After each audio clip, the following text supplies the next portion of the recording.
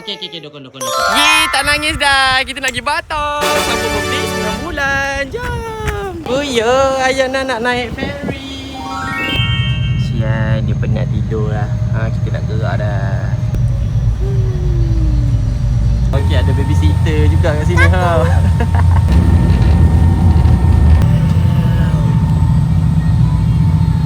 Dah sampai Batam.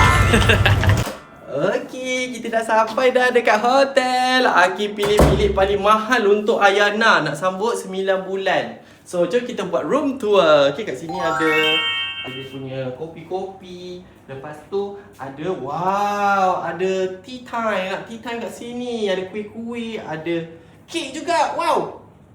Happy birthday Ayana. Pam. Happy 9 month Ayana. Wow. Suka tak? Mesti dah suka. Sebab Aki yang akan makan kejap lagi. Lepas tu, besar weh. Kat sini kita boleh tengok pemandangan dekat luar. Tada! Yo! Dah tutup balik lah. Kat sini buat kerja. Kalau nak buat kerja dah. Lepas tu, kita tengok bilik kita. Surprise! Tada pam.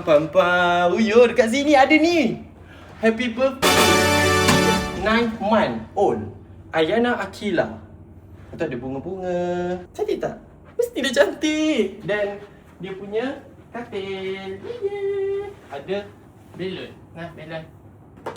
Happy birthday Ayana. Pam. Jom. Lepas tu kita ada bathtub dekat dalam ni. Kita boleh mandi-mandi. Wow. Seronoknya. Okay, Ayana duduk dalam ni diam-diam. Bye. Bye. Sudah anda tengok? Sila komen.